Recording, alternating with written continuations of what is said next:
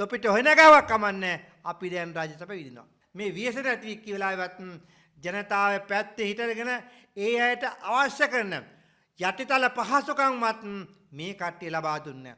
දැන් ඩීසල් මිල නැග්ගා ඩීසල් මිල නැග්ගට ඊළඟට බස් ඒ වගේම තමුත් ව්‍යාපාරිකෝ කෑගෝ ගහනවා බස් ගාස්තු වැඩි කරන්න එපා බස් ගාස්තු වැඩි කරන්න එපා. නමුත් බස් ගාස්තු වැඩි කරන්න මේගොල්ලන්ට සිද්ධ වෙනවා. හේතුව මොකද? ඩීසල් මිල නැග්ගට පස්සේ බස් ගාස්තු සංශෝධනයක් කරන්න සිද්ධ වෙනවා. එතකොට බස් ගාස්තු වැඩි වෙනවා කියන්නේ දුප්පත් අහිංසක මිනිහෙකුට අඩුම ගානේ කහට කෝපයක්වත් බොන්න විදියක් නැහැ.